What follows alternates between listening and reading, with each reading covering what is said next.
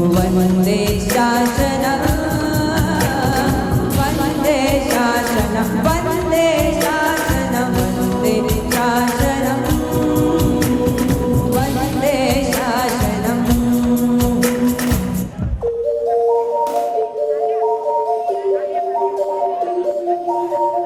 एक तेरा नाम है साचा हो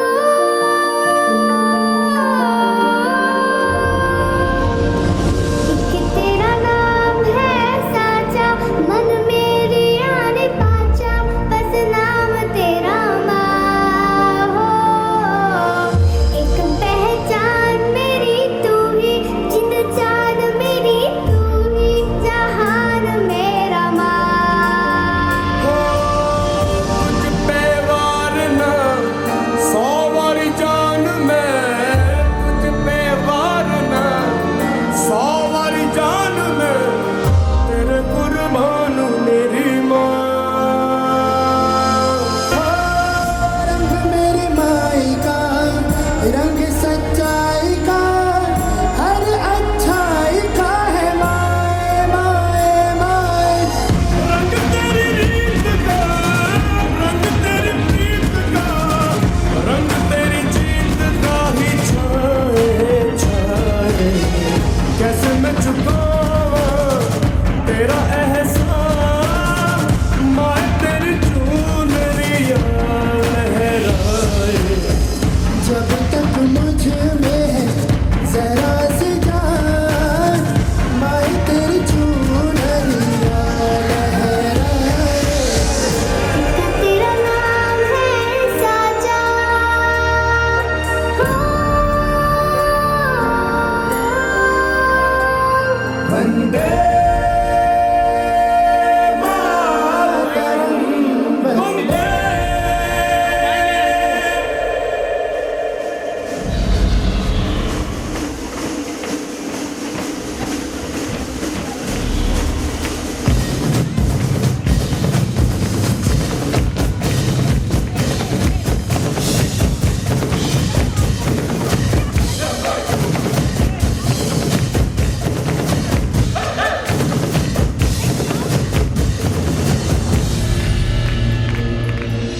सुजलां सुफलां मलयजशीतलां शस्यश्यामलां मातरं वन्दे सुजलां सुफलां मलयजशीतलां शस्यश्यामलां मातरं वन्दे सुजलां सुफलां मलयजशीतलां शस्यश्यामलां मातरं वन्दे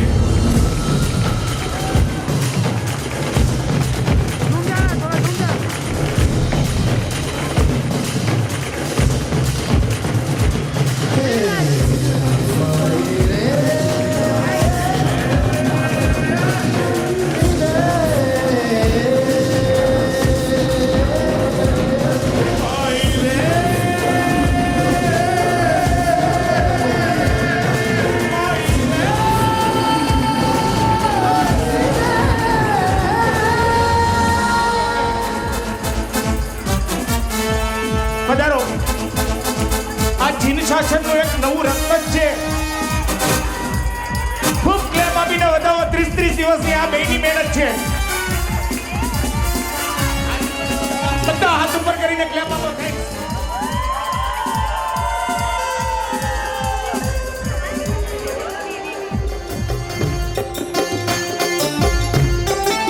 બધાને સાથે ગાવાનું છે મોજ કરજો બાપ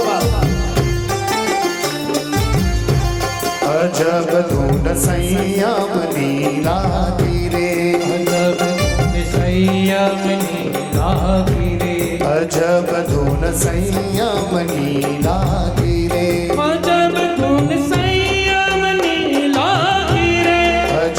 ધૂન સંયમ નીલા તીરે અજબ ધૂન સંયમ નીલા તીરે આ સંયમ કોને કહેશો પાઠ પર બેસવું એટલે સંયમ હા એનાથી બીજું કોઈ સંયમ છે હા ગમે એવી પરિસ્થિતિમાં પોતાની જાતને કંટ્રોલ કરવો એને સંયમ કહેવાય છે ચાલશે ફાવશે ગમશે દોડશે એમાં એડજસ્ટ થઈ જવું એને સંયમ કહેવાય છે ઇન શોર્ટ તમારી ભાષામાં કહું, દાળમાં મીઠું ઓછું વધારે પડી જાય, ચૂપ, સંયમ કહેવાય છે. માંગો ઈચ્છાઓ પૂરી ન થાય, કાંઈ વાંધો નહીં, સંયમ કહેવાય છે. યાદ રાખજો, માંગે ને મળી જાય છે, પણ મળ્યા પછી પણ જેનું પેટ નથી ભરાતું ને ગમે એટલો હાથ લાંબો કરે એના જીવનમાં ક્યારેય સંયમ આવતું નથી. ગુજરાતી વ્યાકરણમાં સંયમનું બીજું નામ છે સંતોષ. સંતોષી જીવ સદા સુખી. યાદ રાખજો, જીનલબેન દીક્ષા લઈ રહ્યા છે, એનો પૂરો પહેલો શ્રેય છે ને માને જાય છે, પછી પિતાને જાય છે. જોજો, રત્નકુક્ષી માતા કહેવાય છે. શું પ્રેરણા આપી હશે! આટલા પરફોર્મન્સ ત્યાં થયા ને જીનલબેનના મોઢાનો કોઈ ભાવ ન બદલાયો. હું તો એ જ પરીક્ષા લેતો હોઉં ને, કારણ કે મારે કાલે કેવું છે, મારે કાલે વહેલી સવારના જંકુબેનની દીક્ષા છે, ગ્રાન્ટ રોડ તેજપાલ હોલમાં, આચાર્ય ભાવચંદ્રજી મહારાજ સાહેબની નિશ્રામાં, લીંબડી સંપ્રદાયમાં. હું કેવા આવ્યો છું, સમય ઓછો છે બેનો તમારી પાસે, અને તમે બહુ લકી છો. ધર્મ તમારા હાથે થઈ શકે છે, અહીંયા નહીં થઈ શકે. સંસાર સાધન છે. જીનલબેને સંસારને સાધન બનાવી પોતાની આત્માનો સાધનાનો માર્ગ ગોતી લીધો છે. બાપ, હવે પારસનગર તીર્થ બની રહ્યું છે. બાપ, તીર્થ બની રહ્યું છે. સ્વભાવી આચાર્ય ભગવાન રાજેન્દ્ર સુરેશ્વરજી મહારાજ સાહેબના ચરણોમાં કોટી કોટી વંદન. મારા પર આશીર્વાદ વરસાવનાર આચાર્ય શ્રીમદ વિજય રત્નસુંદર સુરેશ્વરજી મહારાજ સાહેબના ચરણોમાં કોટી કોટી વંદન. માતૃહૃદયા સાધ્વીજી અનંત કીર્તિ શ્રીજી મહારાજ સાહેબના ચરણોમાં કોટી કોટી વંદન. પરમ પૂજ્ય સમયનિધિ શ્રીજી મહારાજ સાહેબના ચરણોમાં કોટી કોટી વંદન. અહીંયા પધારેલા સભી ભાઈ બહેનોને મારા પ્રણામ.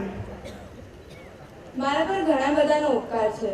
સૌથી પહેલો ઉપકાર વાસુપૂજ્ય દાદાનો છે, મારા ગુરુદેવનો છે, મારા ગુરુજીનો છે, આ શંકર ગલીનો છે, શ્રી સંઘનો છે, અને એમાંથી સૌથી શ્રેષ્ઠ ઉપકાર આ પારસનગરનો છે. મને મારા ગુરુજી એક વાત કહી હતી, એ આજે મને યાદ આવે છે. એક ગામમાં એક દરજી હતો, એનો છોકરો રવિ હતો. રવિના મમ્મી પપ્પા જ્યારે નાનો હતો ત્યારે એના મમ્મી પપ્પા મૃત્યુ પામી ગયેલા. એ ભણવામાં બહુ જ હોશિયાર હતો. એને ડૉક્ટર બનવાની બહુ જ ઈચ્છા હતી. જ્યારે ગામના લોકોને ખબર પડી, ગામના લોકોએ સરપંચને કીધું. સરપંચે કીધું કે આટલો હોશિયાર છોકરો આપણા ગામમાં છે, તો આપણે કેમ એની મદદ ના કરીએ? તો ગામના લોકો એના માટે એની રહેવા માટે વ્યવસ્થા કરી આપી, ભણવા માટે લાઇટ કરી આપી, બુક્સ, ફીસ વગેરે કરી આપી. પછી 3-4 વર્ષ થયા તો ગામના સરપંચને થયું કે આપણે આને ફોરેન મોકલીએ. ફોરેનમાં જશે તો ડૉક્ટરની ટ્રેનિંગ એને સારી મળશે. તો ગામના લોકોએ અને ગામના સરપંચે મળીને એની ટિકિટને બધું વ્યવસ્થા કરી આપી. તો એ પછી ફોરેન જાય છે.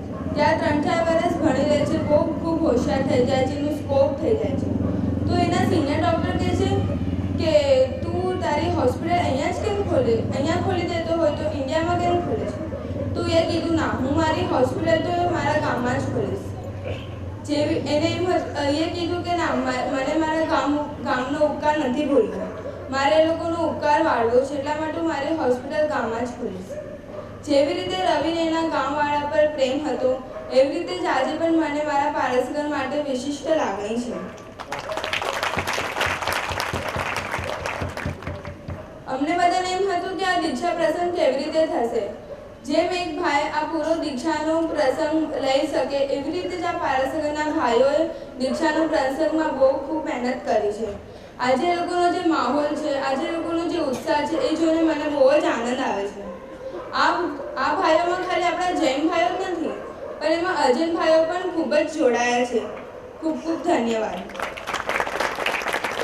પારસગરવાળાએ દૂધમાં પાણી નાખવાનું નહીં, પણ દૂધમાં સાકર નાખવાનું કામ કર્યું છે. જો દૂધમાં પાણી નાખત તો દૂધ પતલું થઈ જાય, પણ એ લોકોએ સાકર નાખવાનું કામ કર્યું છે, એટલે દૂધ ગળ્યું બન્યું છે.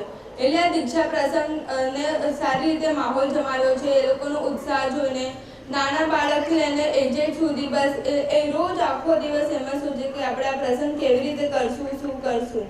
ખૂબ ખૂબ ધન્યવાદ. પારસમણી જેવી રીતના લોહા અને સોનું બનાવે ને, એવી રીતે જ આ પારસગરની ભૂમિ પર મને દીક્ષા લેવાનું મન થયું છે. છેલ્લે હું તમને જ 3 વાત કહીશ. એક તો છે થેન્ક યુ. હું તમને બધાને થેન્ક્સ કહેવા માંગુ છું કે બધી રીતે તમે બધા મને આગળ લાવી. હરેક પ્રસંગમાં ભલે કોઈ પણ હોય, આપણા બિલિંગનો હોય કે આપણા જૈન ધર્મનો હોય. થેન્ક્સ કહેવા માંગુ છું. પછી બીજું આવે છે પ્લીઝ. તમને બધાને પ્લીઝ કહું છું કે તમે બધા જૈન ધર્મમાં જોડાયા રહેજો. આજે જે મને આનંદ મળ્યું છે એ મને આ જૈન ધર્મના કારણે મળ્યું છે. તમે બધા પણ જોડાયા રહેશો તો તમને પણ આ આનંદ જરૂરથી મળશે. અને છેલ્લે છે સોરી. તમને બધાને સોરી કહેવા માંગુ છું. મારો જન્મ અહીંયા જ થયો છે. જન્મથી લઈને અત્યાર સુધી મારાથી કાંઈ પણ ભૂલ થઈ હોય બોલવામાં, ચાલવામાં કે રમતા રમતા, તે બદલ તમને દુઃખ થયું તે બદલ હું સોરી કરું છું. હું છું શ્રી જીનલબેનની દીક્ષા પ્રસંગની ઉજવણી પારસનગરના આંગણે ઉજવવા અમોએ વિનંતી કરી તેને સહર્ષ અનુમતિ આપવા બદલ તથા શ્રી સંઘ નવકારસિંહનો લાભ પારસનગર પરિવારને આપવા બદલ દીક્ષાર્થી પરિવાર શ્રી સંજયભાઈ રમેશચંદ્ર આસારામ શાહ પરિવારનો તથા શ્રી સંઘનો પારસનગર પરિવાર અંતઃકરણપૂર્વક આભાર માને છે. સ્નેહના બંધનને ટાળી ચાલી મનડાને વાળી જૂઠી જગની માયા છોડી સ્વાર્થના સગપણ તોડી